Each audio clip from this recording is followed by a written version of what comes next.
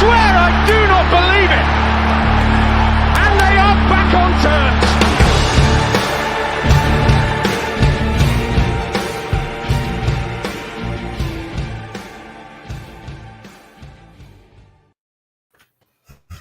I'm looking forward to this one. Here we go. Welcome to New York Talk. This is the Rother United podcast. We are going to be covering a few topics tonight. I'll leave you all in suspense about exactly what we're going to cover. See if you can work it out. We'll introduce everybody. We have Mick with us again. Hello, Michael. Hello. Will's back with us. Thank you for joining us, Will. No problem at all. You'll notice that you can't wipe this smile. I don't know why. I know. You're all lucky we're all not just humming the song that we all know. I've been singing it for 2 days. And Danny's with us as well. Thank you for joining us, Danny. Hello, everybody. To use a famous Donny fan's catchphrase, it's hard to not look smug, isn't it? Very hard. So, thank you all for joining us already. If you get involved, if you watch on YouTube, Facebook, you can chuck us some comments in as and when you wish. What we're going to start with, though, is we're going to have a quick word from our sponsors, Landscape. Hello and Happy New Year from us all at New York Talk. There's only foreigners, but Happy New Year. Also from a Happy New Year from my friends at Manscaped, who very kindly decided to sponsor us. They're promoting their new product, the Lawnmower 4.0, which is kind of well known for reducing cuts and making it a lot easier to trim your balls. You can buy this separately or in a bundle called the Performance Package, which in that you get a ball toner, and ball deodorant, which are actually very handy because they're specifically designed for your balls, so they work very well. I highly recommend all of this. The lawnmower, it comes with a little light.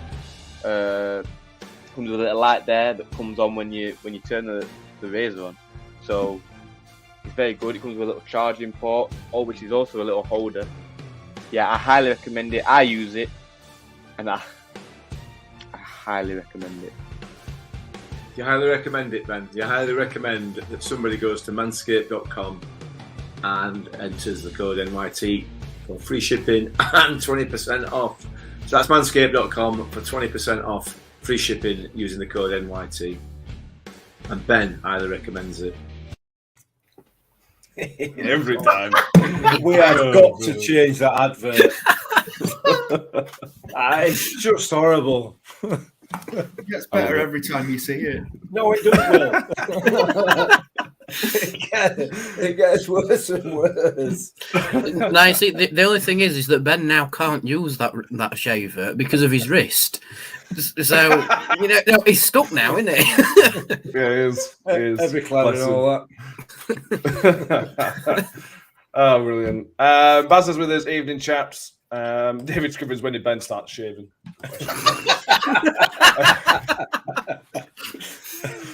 And Reece Kellock also with us when it comes up. So where to start?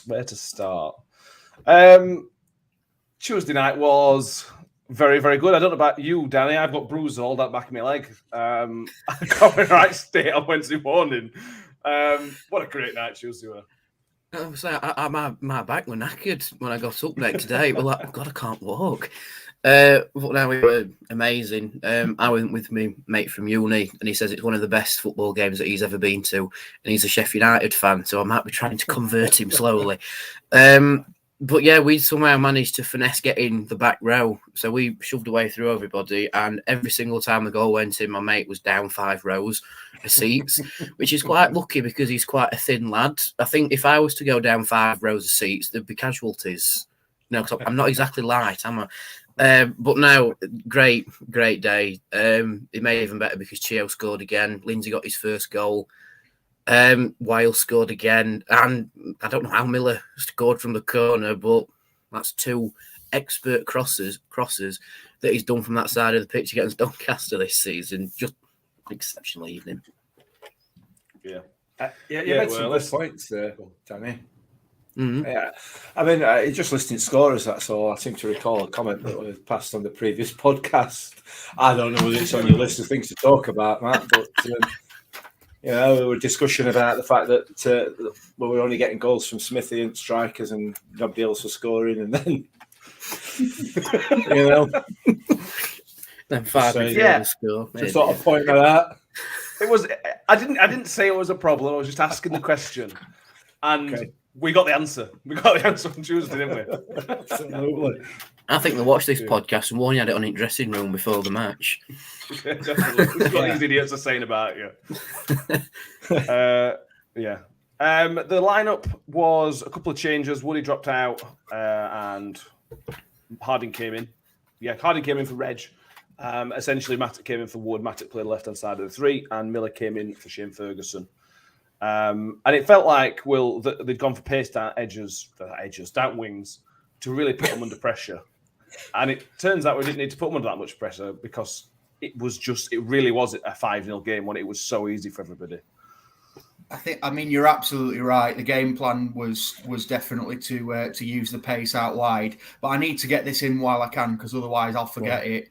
Donny must be struggling with their backs as well, because they're carrying most at league, aren't they, at the moment? Yeah, I mean, those wingers were absolutely unbelievable. We talked about Chio, on a number of occasions this season. I'm sure tonight we'll talk about him a lot more. But Mikel Miller, probably one of his best performances in a Rotherham shirt for me. And they just could not deal with him at all. Yeah. He's going to be a biggie, is Mikel Miller, for this club. If he continues to develop the way he's developing at the moment, dare I go out on a limb and say he's going to be better than Chio? I think he's certainly got the potential. He's certainly got the potential. Because if you look at him, he's maybe not quite as quick, but he is quick. He's got far more tricks in his locker. When it comes to taking a player on, he doesn't just use his pace. Matt seems to have decided to leave us. He's also got some. He's also got what is essentially a polished, finished product, hasn't he, as well? You know what I mean? So I really, really rate him. He is just like a left-sided Chio, isn't he? And he's come very much into fruition this season. Well, that's a big word. But yeah, it just goes to show that when you loan out a player, it's not the end of their career. It can improve them. Another player who's like that is Richard Wood, loaned out a few times, probably one of the best centre-backs in the division now, if not the best. Same with Miller. That little loan out to Northampton has done him world goods, and he's come in this season and he's been unreal. It must be a very hard decision to choose whether it's Miller or Ferguson on the left side. Yeah. No, exactly. Paul Brock's with us. Thank you for joining us. Ian Bradley's with us.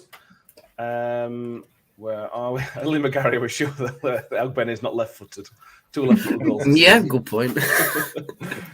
Reece Kellogg feels my pain. Woke up on Wednesday morning with bruises everywhere from jumping all over it, especially the 4th and 5th goal. Josh Smith on the fans. Best away end I've been in years. Atmosphere unreal. He mentions Wilesy and Matic both under the radar for their performances. And Class here and Warney say their players were singing a certain song after the game, which we did enjoy as well. But the goal, Mick, I know that it went in from a corner, but the corner, we're going to talk about the build-up to all 5 goals, really, because all 5 build-ups are really important. But Will Grigg won that corner from sheer just wanting to get the ball. I said this to you at the time. I know we go on about it a lot. Freddie wouldn't do that. You wouldn't see Freddie winning that corner for us. No, you wouldn't. I think Will Grigg had an absolutely brilliant game on Tuesday night. I think he was outstanding. And he didn't even really come close to scoring. But that just shows the quality of player that he is. He brings so much more to the game than just hitting back at net. Which he's not done. I accept he's not done that on a regular basis for us yet. But he will, I'm sure. But it's what else he brings, and that is exactly it. He's so much harder working than Freddie has been.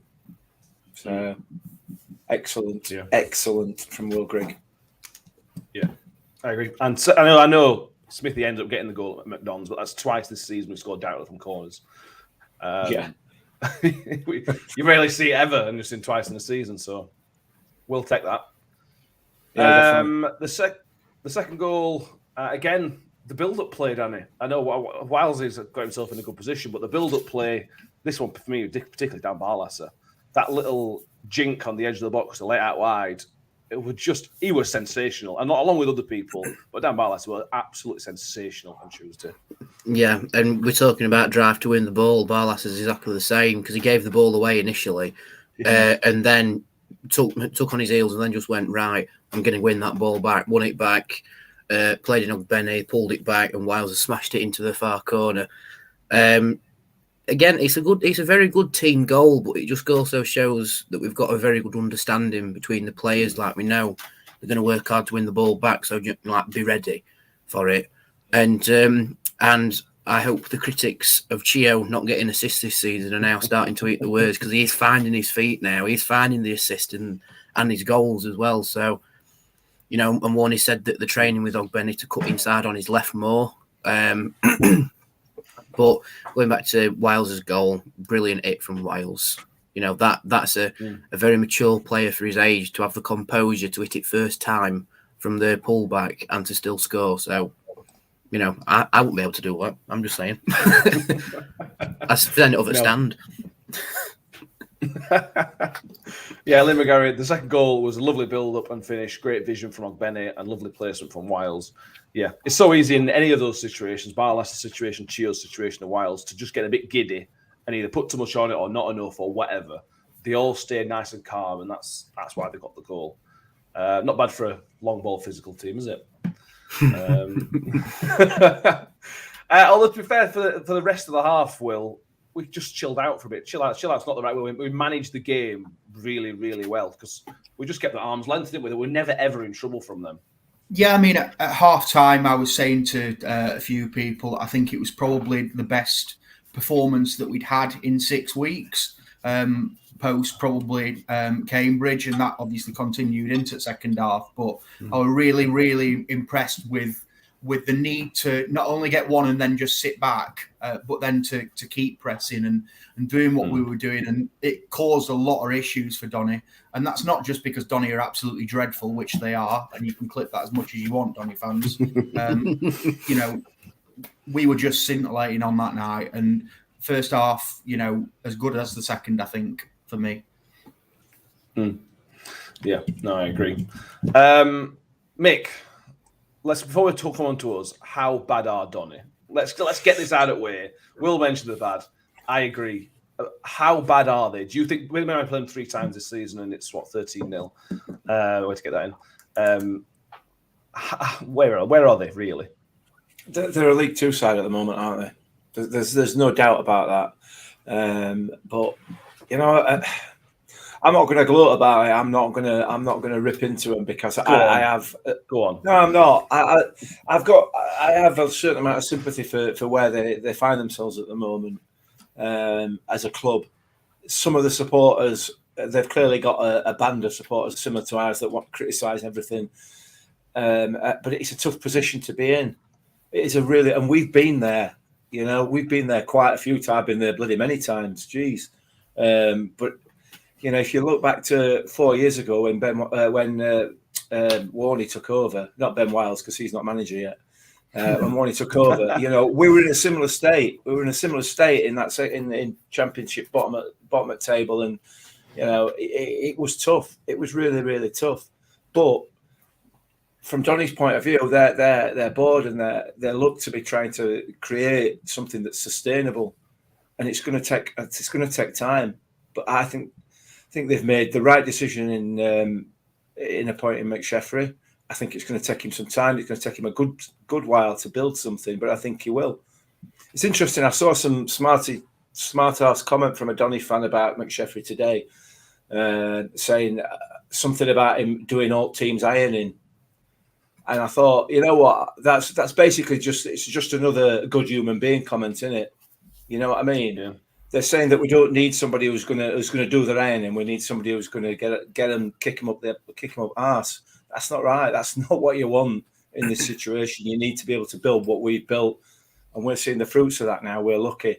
Donny are right at the beginning of that, and if they continue then maybe they'll get there. But at the moment, they're in trouble, aren't they? And they're a League Two team.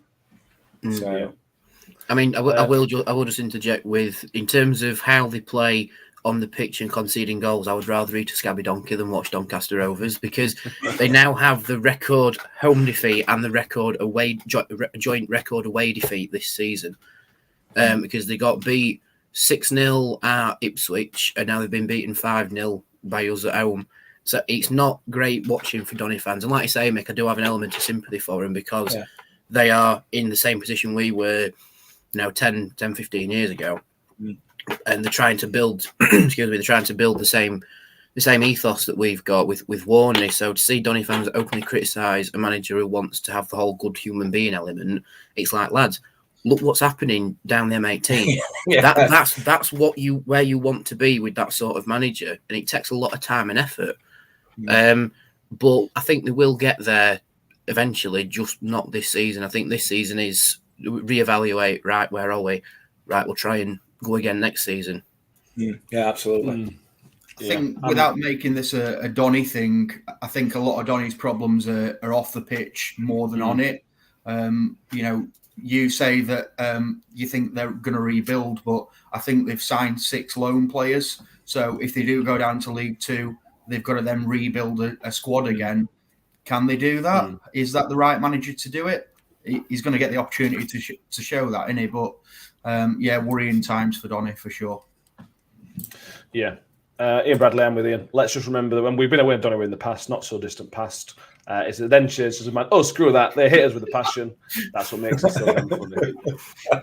I'm with Ian. If you're other way around, you know exactly what they'd be saying. So, yeah, absolutely. Cheryl's done with mentioning the great stat. So to it that Donny have scored 16 goals at the Eco Stadium this season, and we've scored 11. Yes.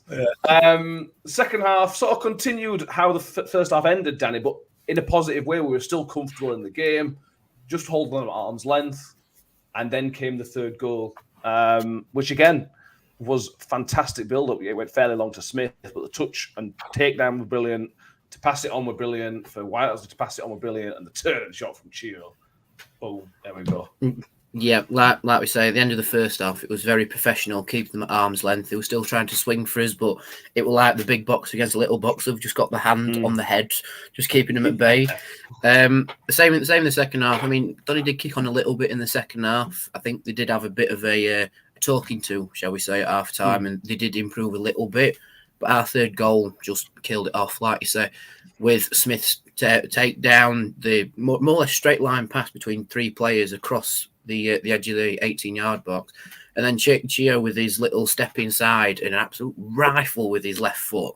Like the comment said earlier, are we sure Chio's right-footed? Because in both of his goals have come with his left foot. But yeah, another pandemonium ensued in the away end when Chio scored. And I've never heard his chant be sung so loud. Like I swear the stand were bouncing. It was so loud. And I'm really happy that the players sort of huddled round him and then pushed him back towards the away fans at the end of the game to really soak it in at the end of the game. Amazing goal. Chio only scores screamers for Rotherham. Ireland can have the tap-ins, we can have the screamers. Brilliant. Take both if we can. Yeah, take both as well. True. Yeah. On Smithy, Ben mentioned on the last podcast that it doesn't matter whether Smithy scores goals or not. He always plays well. And Tuesday was another brilliant example that's just Michael Smith. If he'd have scored a goal, that wouldn't really make his performance any better because he was still brilliant. I mean, Griggy has obviously been given a lot of plaudits from Mick at the start of the show, and rightly so. I thought they were both absolutely brilliant on Tuesday. And just goes to show, as you say, like you don't need goals sometimes to earn the plaudits. I can't really say much more on Michael Smith, to be honest, because it's just Michael Smith doing Michael Smith things. He is the best target man in this league, probably up there with some of the best target men in the EFL for me. interesting for Warney to say that he's our greatest striker of all time. Probably up there, to be honest. Maybe not on goals, but certainly on contribution overall. So yeah, interesting one. But yeah, another great night for him. That train just doesn't seem to stop, does it? No. And that was the death of the night for them, Mick. I know they weren't going to come back from 2-0 anyway, but at 2-0 there's always a chance. And as soon as it went 3-0, their heads went a little bit, and there was absolutely no way back from them from when they got 3-0, were there? No, not at all. Not at all. Oh, to be fair, there was no way back from 1-0, were there? Well, no. On 7 minutes, that was just the end of him. But I mean, that control from Michael Smith for that third goal is it's world class.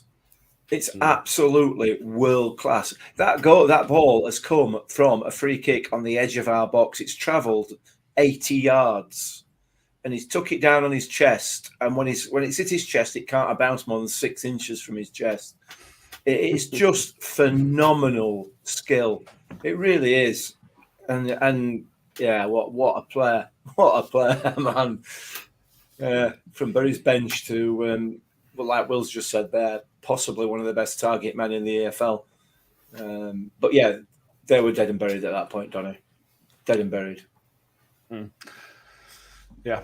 Then came the fourth, which again is all about the build-up, Danny. It's all about JJ. Again, I mentioned about Freddie. You wouldn't see Freddie doing that either.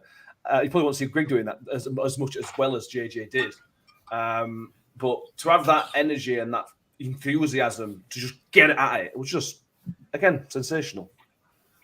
Yeah, it was. You sort of, excuse me, you sort of saw his eyes sort of get fixated on the ball, and he had the mindset of, I'm going to win that back. And I don't know, just the charge he did towards the ball, it's not something we see from, like I say, Freddie or Greg. Smith might do it, but he was the other side of the pitch, wrong side to go and pursue it. But JJ went and won it in a similar guise to the way Ollie Rathbun did against Crewe way back in September. September? Anyway. So, yeah, but he's a little bit fortunate with his clearance just bouncing off him. But he's still got the ball back, kept it in play, come back round again to find the cross, cut inside, and he has won the penalty from it. Now, I will admit I do have a guilty pleasure to listen to the opposition's commentary on iFollow when watching the matches back, just to see like how upset they get about things. And I must say, Donny's comms were hilarious with the penalty, because they were giving it. The commentators were giving the big one about, oh, that's an atrocious decision, that's the worst decision I've ever seen. It's like, lads, your defender hasn't touched the ball. You know what I mean? They were saying, no, he's got a foot on the ball and the referee's given the penalty. It's like, no, he hasn't. Keogh's run past him and he just stuck his leg out and stopped him. Now, he's very soft. I will admit, it's a very soft penalty to both give away and to win. But the definition of a penalty, it is a penalty, like John Breckin said on our commentary. But it was really funny listening to the Donny comms, because they were proper upset by this point, which I could understand. To a point as well, because being 4-0 down, 3-0 down, and then conceding a penalty, it's just gone from bad to worse in their perspective. But they did like to say, Rotherham don't care about Donny, and all they're doing is singing about us. It's like, yes, because it's funny. Yeah, that's true. Yeah, I had a big, I don't say argument with Ben, but I had a big chat on Ben over Mick. Well, Mick's on the group chat. Ben is adamant that it wasn't a penalty. Absolutely adamant that it wasn't a penalty. And I was trying to explain to him that it is a penalty. Ben, as we all know Ben very well, Ben would have none of what I was saying. Ben is certain it wasn't a penalty. Ben, if you're watching or listening, it would have nailed a penalty, mate. It would have penalty. Well, it would have penalty, weren't it?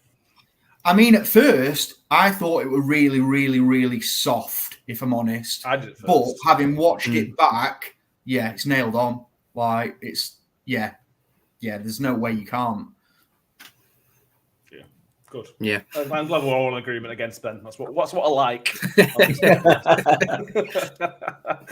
On JJ, before we talk about Barlas's penalty, Mick, I mentioned this at the time, but I feel like it's important. When JJ first started coming on, there was the energy and the enthusiasm, but there was a freneticness about it. It was I've got to try and impact the game. I've got to do something. I must make my impact.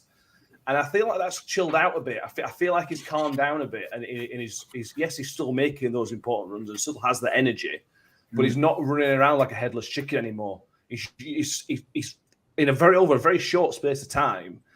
It feels like he's learned how to use his pace and his energy in a really positive way. I mean, who would have thought that a player could improve with a bit of coaching, eh? You know, who would have thought that, you know, but that's it, isn't it? You know, and we do it, I do it a lot, obviously, criticize players, criticize referees and everything else. But we don't see, as Ben says, I guess, we don't see the work that goes on behind the scenes. But in JJ, you're seeing exactly that in a very short space of time. You know, it's quite clear that he's obviously a very intelligent footballer because he is learning every game, and you can see new parts to his game every time he comes on. And you're right, he has just sort of chilled out, and he's I mean, he is impacting the game every time that he comes on now, positively, and he's targeting his runs, he's targeting, you know, just his positional play as well. So yeah, I love him. He's going to be a hell of an asset if he continues to develop at that rate. Hell of an asset. Yeah, he is. He's coming on leaps and bounds. The Barlaser penalty, Danny, can we take credit for this one? Because we asked him about going straight down middle all the time and he changed his mind going straight down middle. Can we claim credit for that as well? Yeah, I think so. I mean, on the vlog, I was saying keepers left. I'm very doubtful that Barlaser heard me, but obviously he's gone opposite. And it is a very hard smash straight into the corner. But the funniest bit about it is that he tries to tap the ball back into the net afterwards and misses from a yard out. Granted, that wasn't the actual chance and he's buried the penalty, but I just found it really funny that he's gone to celebrate, kicked the ball and missed, and then just gone, all right, and then just come and celebrated with the fans. But yeah, we'll take credit for that one. I hope he does watch the podcast whilst he's at home, whilst he's building the furniture for the nursery. And he hears that because we're taking credit for that one, 100%. We'll take the assist on that one. Yeah. Let's go through some comments because we've got millions of you. So thank you all. Donna is with us. She thinks Smith looked a bit tired on Tuesday, but that's understandable. Maybe, yeah, I think that's fair. Liam McGarry, the fans were like the 12th man, fantastic atmosphere, and mostly everybody stood up. What we like to see. Yeah, you were. I don't know where you were, Will, but how good was Tuesday as an atmosphere? It was just unbelievable. Sorry, we're just pouring a drink at the same time, but yeah. I mean, literally, it's nice to be talking about the crowd now and talking about positive things after the last couple of weeks. That is probably one of the best away atmospheres that I've been at, if I'm honest. To a man, everyone all behind the side, and you could see the players fed off it, if I'm honest, from minute 1 to minute 95. Fans were right up for it, and you know we got our just desserts, didn't we? With a 5-star performance. Yeah, no, I agree. Yeah, Donald London atmosphere was outstanding, absolutely. NSW, we should not hesitate in doubling somebody's wages and giving him a 3-year contract. Yeah, that would be very, very good. And Donald London, has anybody watched the Donny vlog? It was hilarious. Ian Bradley says it was from the Rovers. I haven't watched that one yet. I have a bookmark to watch soon. I've heard it's fun. He gets rather upset. We'll say that. That's what we like. The 5th goal. Who scored 5th goal? Jamie Lindsay, the man who was linked with a move away on Monday, which was never going to happen. But he came on and just did his job, didn't he? And again, take away the goal. It's similar, Michael. He came on and did really well, and just happened to nutmeg 2 people. I didn't even see him come on, to be honest. We're almost a Chris Kamara moment. Jamie Lindsay, is he on? Has he come on? Didn't see him come on, Jeff. But yeah, I mean, double nutmegs as well. I mean, I can't remember ever seeing that before for a goal. No. I'm sure it must have happened, but I've never seen it. I mean, we're right in line with it where we were looking as well. So, yeah, great to see. And Yeah, just all the players celebrating together as well. You know, everybody goes over to him, and even Warney after the game came up to Lindsay and and congratulated on him on it. I don't know, it's just brilliant. It's fantastic. I love to see. I've never seen a squad like this together like this ever as a Rotherham United player, a supporter ever. So it's brilliant. Love it. Yeah. I agree. So let's go through some more individual performances. We've covered all the goals, which I'm sure we'll mention in it. Let's go through some individual performances. I'll go from back to front. Josh Vickers, not much to say because he won't have an easier night of his entire football career. He had nothing to do. Not really much more he could add on Vickers. He kept poor lad's going to be out on Saturday. Cold, isn't it? His back pocket. He's out Saturday, and he's got heavy cold. He was freezing all night. He's not being able to recover from it. I think he only made one save, and it were a very, very standard one at that. Again, for people who haven't seen the chat, please go and watch the vlog. We're nearly at 1,000 views, and some of the chants that we got off were exceptional. Credit has to go to my mate who I brought from uni, because he got the rendition of "It's Coming Home" going right at the back of the stand, and that proper tickled me, that one. But yeah, Josh Vickers. Standard goalkeeper performance, but like Mick said, I think he might have a water bottle on his head in preparation for Saturday. Yeah. If you haven't already watched the vlog already, do go over. We're on 995 views now, Danny. So if you can get 5 more views, we'll take the K and then we'll move on. Before we move on, Donna wants to know your favourite goal from Tuesday. She's picking Chio's as her favourite. I think most of us will go Chio. Anybody else? Any other different? Pick one of the 5, or just pick one of the 13 we've scored against Donny, just for just to we haven't got long enough. I think so. I think just because of it was just such a good build up to it, and a great finish as well. Yeah. I'll go Chio as well. Yeah. Bro. Let's talk about the man who I was most surprised in the team sheet, Joe Mattock. Will. I was a little bit surprised. I'm not surprised he would go out, and then when you put 2 and 2 together with Reg being injured, it makes sense. Yeah. And I was so pleased by how well he played. I thought it was just outstanding, like everybody else, but he was just brilliant, Mattock. Yeah, didn't put foot wrong all night, did he? No. Always difficult when a player of Richard Wood's leadership qualities drop out of that back line, but when you've got Michael Ehekwe able to step into the middle, and then the quality leadership and otherwise, really, really good to see. Also dovetailed really well with Mikel Miller as well, which is why I think Mikel had such a good game, because he knew that defensively he could rely on Joe to do what he needed to do. Much of Mikel Miller's praise should also go to Joe Mattock as well. Really solid. Yeah, it's interesting because when we go back to the Papa John's a couple of weeks ago, he didn't link up the same way when him and Bowler played in the same role that him and Miller played. It didn't really work, did it? I don't know whether it was Mattock or whether on the night or whether it was Bowler, but it didn't really work. And then on Tuesday, like Will's just said, so much of what Miller was allowed to do was because Mattock was there and just faultless.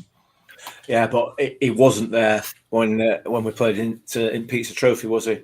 He was out of position a lot in that game. So they've obviously looked back at that match, realised what the problems were, realised the mistakes, and put them right. Just picking up on what Will's just said there as well about Michael Ehekwe. He's slowly but surely under the radar, improving and becoming a proper leader. It's that improvement's really is incremental and quite slow, but he's almost as dependable as Woody at the moment. And I've said that now, and I know he's got a mistake in him. However, it's just another pat on the back for this management team that they're improving players all over the pitch. We know how good he is, but he's becoming consistent at it now as well and turning into a leader. So it's brilliant to see. Well, yeah, Woody came out and we didn't really miss Woody. Icky is now a leader within that team, and we mentioned about people going out on loan, coming back, and he's the perfect example. If any player is out in the country on loan from their main club, just look at Michael Hickory's story and at our club. That's what can happen. Yeah. Back three, Danny. We talked about and mentioned Harding again. Everybody on pitch was just brilliant, and Harding again was just solid as a rock. Yeah, he was. He excuse me. He did the right-sided centre-back role really good, and then did the right wing-back role equally as good when Woody came on the pitch. I think a few people on Twitter had a little meltdown because they were like, well, "What formation are we playing now?" So Matt Goodwin had to confirm he was right wing-back. But yeah, I think Harding has adapted very well to being asked to be played in two positions, because he's very solid defensively in the right centre back, but he's got the turn of pace to be very good at right wing back as well. I think he might be asked to play right sided centre back more now that we've got 2-2 in the building when he comes round fit, and until Reggie's back, like as match fitness as well. But no, Harding very good as well. I think he's put in a lot of good performances recently. There was a little wobble at the start of the season where he made a couple defensive errors, but since then he's kicked on and is one of the most reliable defenders we've got, which is saying something because all of our defenders are reliable. There's a reason we have only conceded 5 away goals all season in the league. 5. Like, that's unreal. Man City aren't even capable of doing that. No. Enough said. Well, I said to Mick on Tuesday when it went 2-0 up, I says, well, the stats say we've won this game. The stats tell you that they are not going to get, probably not 2 goals. Any team are not going to, or unlikely to get 2 goals against us based on the history of this season. And that's where we are. So what we're now saying is if we get 1 goal, we've almost definitely got a draw, almost guaranteed ourselves a draw based on this season, which is incredible. And all the defenders that played on night and both keepers deserve a massive amount of credit for the stats that we've got, because they're frightening. For other teams, they must be absolutely frightening to look at. Brilliant. Moving on to midfield, Jamie Barlas is always the first player to go and clap fans at the end. Outstanding player. He loves it, Barlas, doesn't he? His celebration for the goal. He just loves it, doesn't he? What a guy. He got a 10. He got a 10 on the on Paul Davis's advertiser stats. Will, is that fair? I think for me it's bang on. If we can give him 9, we'll give him higher. Yeah, I mean, if it's possible, you probably could have gave him an 11, couldn't you? He's just absolutely unbelievable. Didn't actually have that many touches in the game of what I've seen, but also throughout the 95 minutes wasn't dispossessed once, which just shows the quality that he's got. And brings all our main players into play. One of the reasons that Chio and Mikel have had so much success on those wings on Tuesday is because we were very quick to get it out to those areas, either through the centre backs or the wide centre backs or the midfielders. So Barlas are a key component of what we're trying to do at Rotherham. And to be honest, it's very similar to the Michael Smith sort of situation. I feel bad for Barlas, but at the moment with the performances that he's putting in, it's just becoming the standard sort of thing. Yeah, it is. Yeah, I felt like although on Tuesday he was more involved. A lot of times he sits back and just sort of lets the game happen and does what he needs to. I thought he was much more proactive on Tuesday. I don't know why that's because Donny were poor, so he was able to go in those positions and take a bit more of a risk. But yeah, just sensational. Russ Vernon thinks that Barlas is off the scale this season. He's up there for player of the season alongside Rathbone. Yeah. Let's talk about Ollie Rathbone, Mick, because again, he was 110% back to his best, Ollie Rathbone. Yeah. He was absolutely everywhere all the time. He was brilliant. Yeah, it was. It's no coincidence that we started playing well at the same time, so I don't know what's come first, whether it's Ollie Rathbone returning to form or just the team as a whole returning to form and him finding his mojo again. But what can you say? He just runs and runs and runs and runs, and then when he's finished doing that, he runs a bit more, doesn't he? And the key to it the other night was he was managed to. He's still had the work rate even during this last sort of 6 or 8 weeks, as Will pointed out, where the performance levels have not been up there, but he's not been successful in the tackle quite so many times as he was earlier in the season, and that now seems to be coming back. He's either getting his timing back or whatever, but it certainly seems to have coincided with an improvement in overall form. So yeah, it's great to see a player like that. Yeah, everybody loves to see a player like that, don't they? He's a proper footballer. He'll get stuck in and he wins tackles. So yeah, it's brilliant to see him back up there. Yeah, no, he's a typical Rotherham United player, isn't he? He's just that's what a Rotherham United player looks like for me. Yeah, brilliant. And Ben Wiles, I think, is the only person we haven't mentioned properly yet, Danny. He wasn't everywhere. But he didn't need to be everywhere. He was everywhere he needed to be at the right time for the goal he scored and for the assist. He seems to be managing his game better, and I think, he scores a goal and assist. What more do you want from the guy? It's brilliant. Yeah, exactly. I mean, we had the conversation on the last podcast. Like, is it a concern that Wiles isn't, he's out of the goals and out of the assists, but he's got both in one night. And I think, relating to what Will said, Wiles is another one of them where we hold him to such a high standard that when he drops off a little bit, it opens him up to more criticism. Like, well, why is he not performing at his best? But he's another one back to his best Tuesday, whether that's down to Donny or down to everything just starting to move a bit more freely within the squad itself. I don't know, but another exceptional performance from Wiles, and you can't knock a young lad getting a goal and an assist against the local rivals that are up the roads. He must have been absolutely. I bet you, right? I'm putting money on this. I bet you he was leading that particular song in the dressing room after the game. I bet you. I'd say so. He loved that. When he scored first goal, he loved it. Now, obviously didn't see it at the time, but on watching it back, he loved it.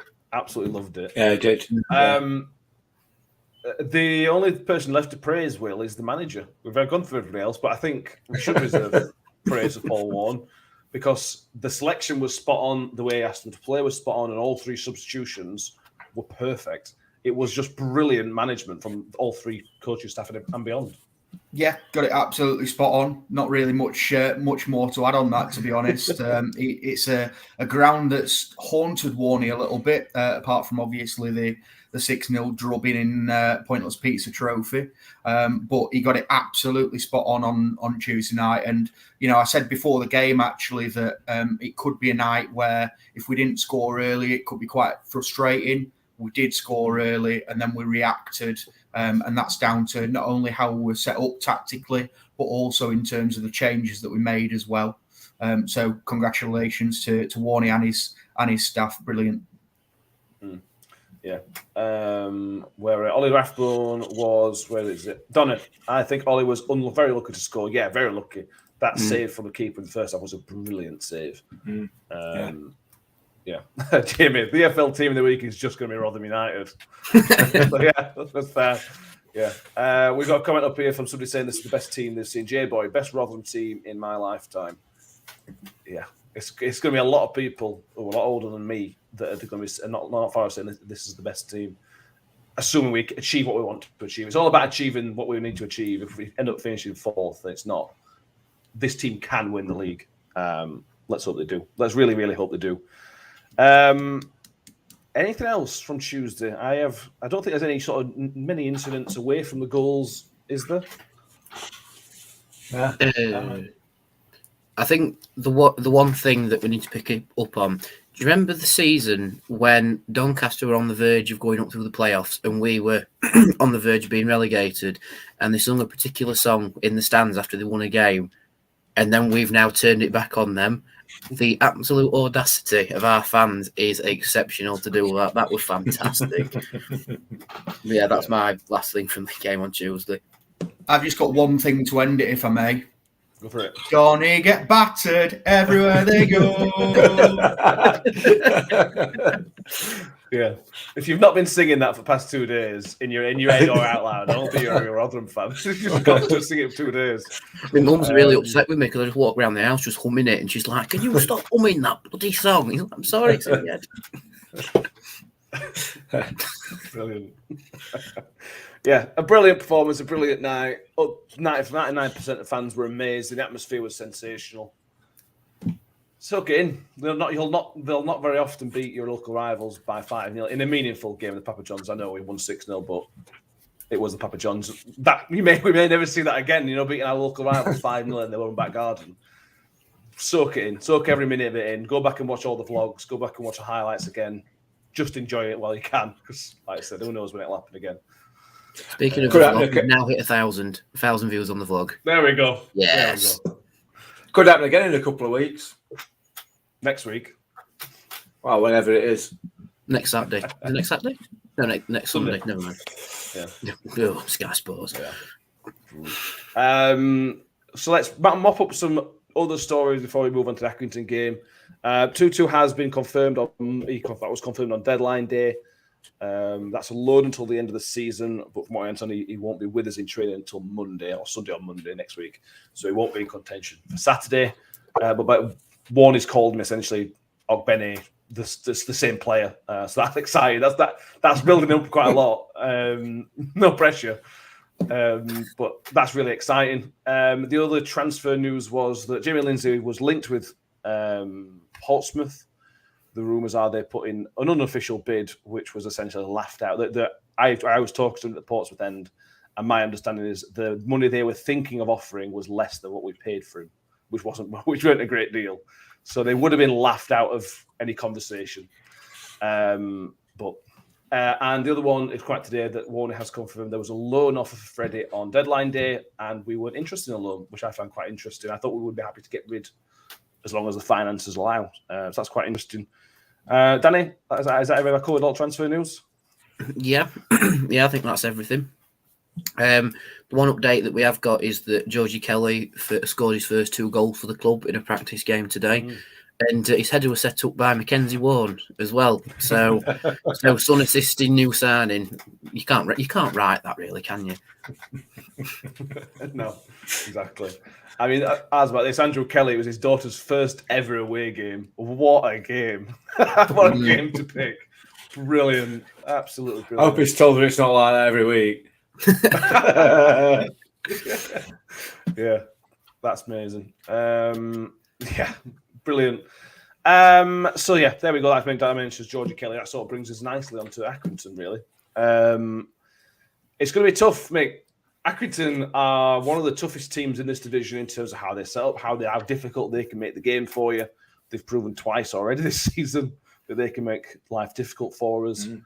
Obviously, only just over a month ago, we played them. What do we need to do differently than we did on Boxing Day? We need to play better. I know that sounds ridiculous, but we need to play better. We were probably at the sort of the bottom of our slump in form around about that time, and it started to pick up slowly since then.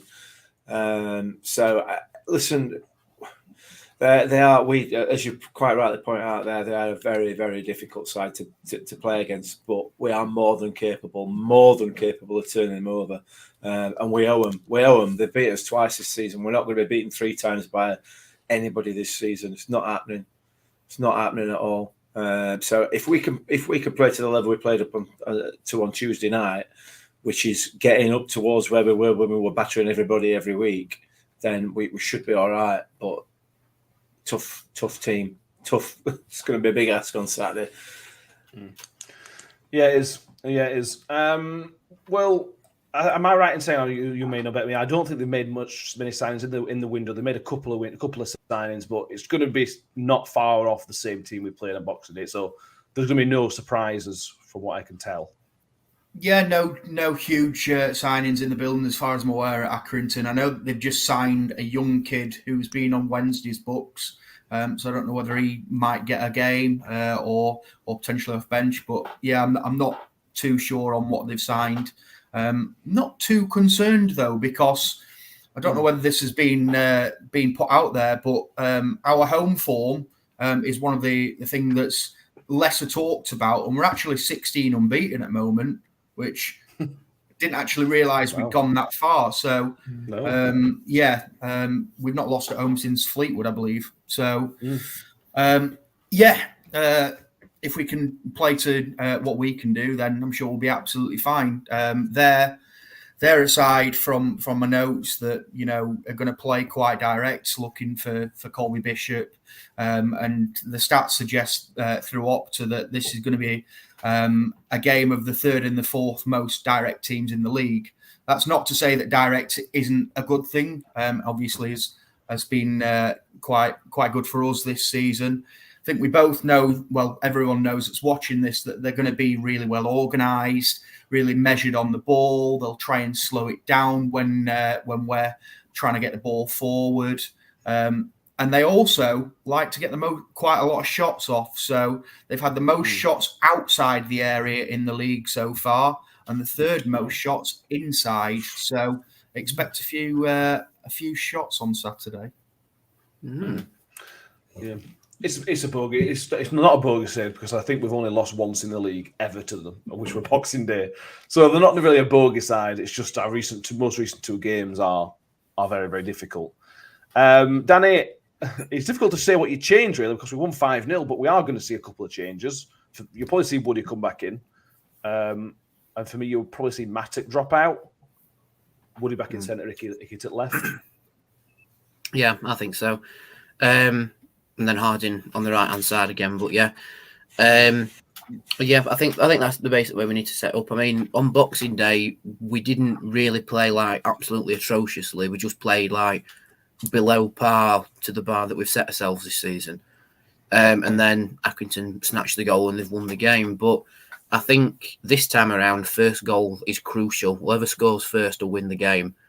And we need to take the positive energy from Tuesday into Saturday and really be up for it. Like Saturday that's how good you can be now. Translate that into a team who play like us but aren't in the same position as us. And then translate that onto the pitch and try and break them down. Unfortunately, the last time we smacked Donny by 5 or more, we then lost the next home game, which was Fleetwood way back then. So I'm sorry to give everybody PTSD about that,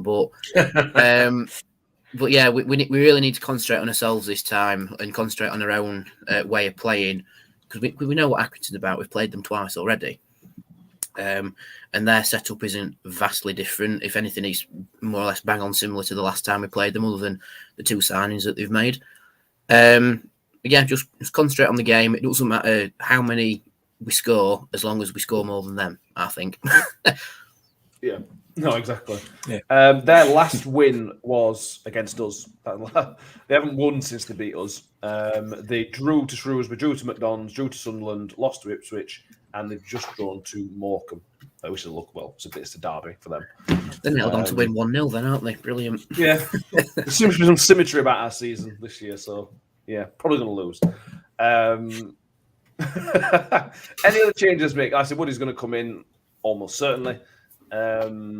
We mentioned Georgie Kelly. Obviously, well, almost certainly Georgie Kelly's not going to start, but 2 goals in a training game. How much? So 2 questions. How likely would you be to put him on the bench instead of Freddie? And do you think Lonnie will do it? I wouldn't put him on the bench, no. We've already got JJ there. JJ will be my first port of call for any change up front. Smithy and Griggy start without a question for me. He needs a couple more weeks, I would say. Me and my expert knowledge on football training and fitness, obviously.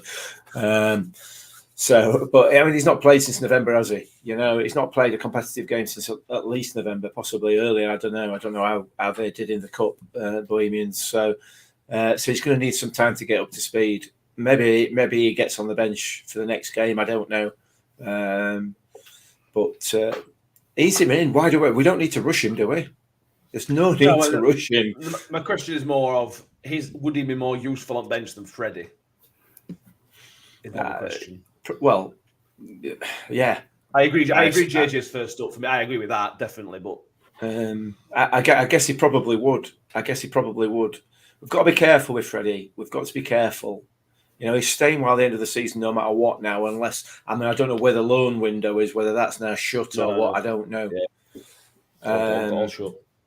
So he's staying while the end of the season. What we can't afford to do is to sort of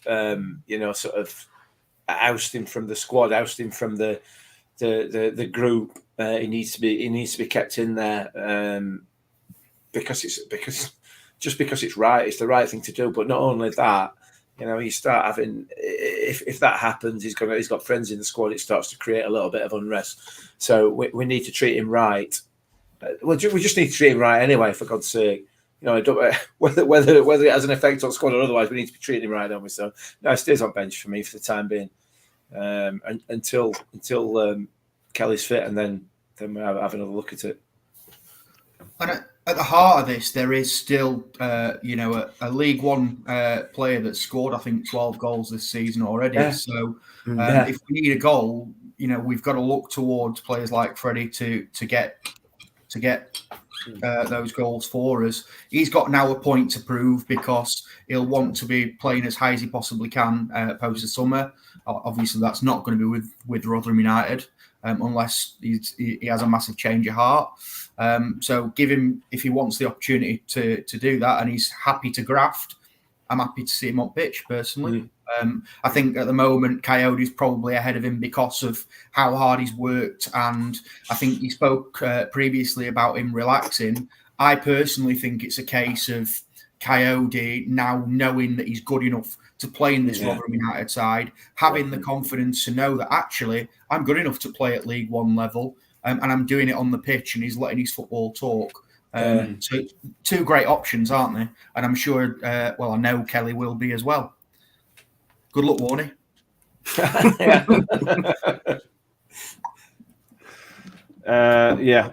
Could you see a change anywhere else, Will? I'm thinking on the wing backs. He's not always a fan of playing Miller twice in 2 short times, 2 days in short times. There was some sort of sentence in there, I think.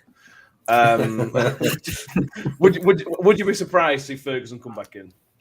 I don't think I'd be surprised, but what I would say is I think football's a game of momentum. I think Mikel has just come off the best performance in a Rotherham United shirt. Why would you not start him?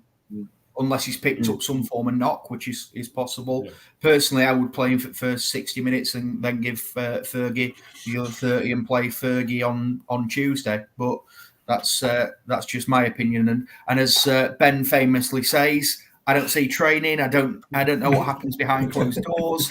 So we'll see what happens. Yeah. Donna asked, do we know how many fans are coming on Saturday? I think we make it a good atmosphere at home, as good as away.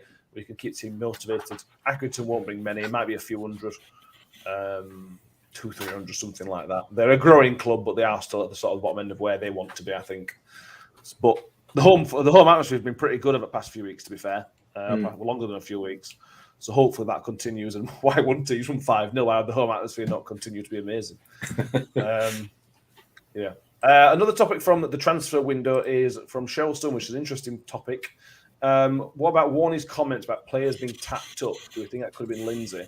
So Paul mentioned in the week that there had been, I think mentioned at least 2 players he thinks have been tapped up or knows they've been tapped up by other clubs, which is technically not allowed. Obviously, if anyone doesn't know, you have to go through the club to get permission. You can then approach the player, talk terms, X, Y, and Z. That doesn't happen all the time. But on this occasion, it seems like there's been some very blatant tapping up, Danny. For me, I'm not surprised. I know it shouldn't happen, but in my head, this feels like it will happen all the time in football. Yeah, I think so. Excuse me. I think, we don't know who the player is, of course we don't, because why would we point fingers? So we can only speculate. But in terms of the noise that we heard from Portsmouth wanting to sign Lindsay, and there was the unofficial bid that we've refuted, but they've said they've made one. So it all sounds a little bit under the table to me. So we can speculate that it might be Portsmouth with Lindsay. They might have gone to Lindsay first and said, I'm going to put a bid in for you. Would you like to come here? This is what we'd offer you. Sort of thing. So, and very rightly so, he's virtually kicked down Warney's office door and gone, you wanted to sell me? What's up with you? And Warney's just sat there like rabbit in headlights going, no, it's not us. Yeah, and it also sounds like a very, excuse me, a very Lindsay thing to do as well. Because when he disagrees with something, he's off, isn't he? Yes. So, but like you say, it's not allowed in football, but it's bound to happen. into it. It's bound to happen because they give the player notice ahead of schedule, saying, I'm going to put this bid in for you. This is what he'd offer you. Would you accept it? And then they get the ball moving a lot quicker. But like I say, it shouldn't happen because it's technically, it's not illegal, but it's like sounds illegal in football, if that makes sense. Yeah, it's against the rules. I think one of the players that he might have been talking about might have now left the club. So that situation might have might be done now. It's resolved itself. Yeah. Russ Vernon, I think Greg is playing very well despite him not scoring. Yeah, I agree. I think Mick mentioned it earlier. He's a goal away from getting 5 in 5. Similar to the Freddie thing earlier in the season. They got one, they'll get some. Goal scorers are this unique beast in sport who thrive on goals. They need goals to survive, but they are unique and interesting and brilliant. I have anything else you want to cover? I think I've just about covered everything on my very small list. Anything else? Just as we beat Donny 5-0, my list. That's all it said. That's all.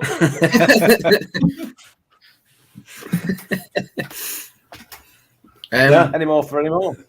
The one thing I've got is that a stats come out about like goals against a single opponent in a season, which we are currently top of the list because no one's team has scored 13 goals against one opponent. Close second is Fulham against Birmingham, which is 12. But to say it's two local rivals and it's 13-0, I might add, Brilliant. like crazy, absolutely crazy. And I think the 13th goal against Doncaster from Lindsay is sort of rather poetic. You know, it was subject to transfer interest, and then the next day he bags his first goal of the season. So it just goes to prove we were right to hang on to him. And I think Lindsay's smile was actually bigger than Chio's on Tuesday as well. There's that picture of him just being the Flying Scotsman through the air after he scored as well. So I think, you know, Lindsay will crack on now, I think. Yeah, I hope so. I very, very much hope so.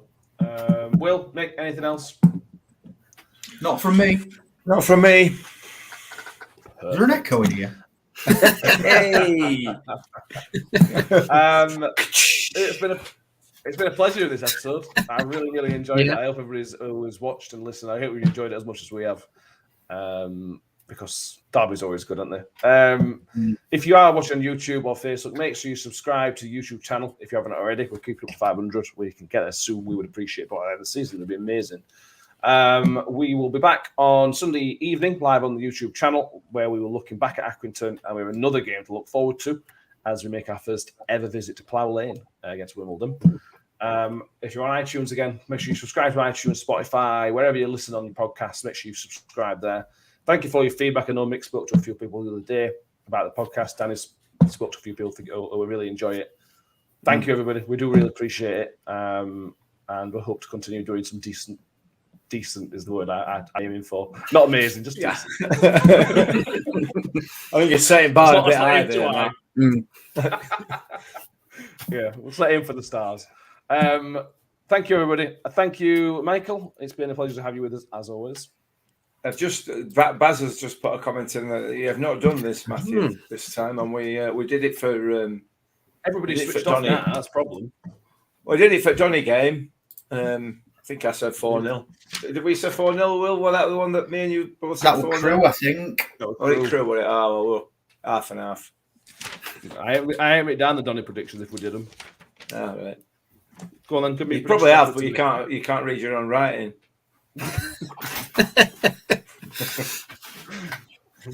I don't know. I have no idea. You didn't see training. Yeah, exactly. How would I know what score's going to be? If I knew that, I'd be putting a bet on, wouldn't I? 2-0 Millers for me. 2-0. Very positive. Another clean sheet. Will? I can't disagree. 2-0. Everybody's agreeing. Ian Bradley, 2-0. Russ Vernon, 2-0. Donna's gone 1-0. Danny? I'm going to be sticking mud and I'm going to say 2-1 to Rotherham. We score first. Accrington equalises late in the second half. We get a goal. We get a goal second half and then sit on it and win. I think stay out of the game. Cool. I'm going to go 3-1. I'm player is going to go 4-1. Yeah, Ambitious. If you haven't already, go and watch Danny's Matchday vlog. Last just ticked over 1,000 views, which is our second best vlog ever, other than the Wednesday one. We're playing Wednesday next week. So get on that if you haven't already, and if you've already watched it, watch it again. It's brilliant. Brill. I keep them around in circles. Thank you, everybody. We really appreciate it. We'll be back. I've already gone through this. Right. We'll see you soon. Yeah. Cheers, guys. Bye.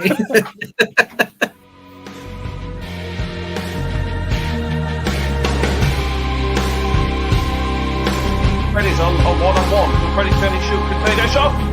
Yeah!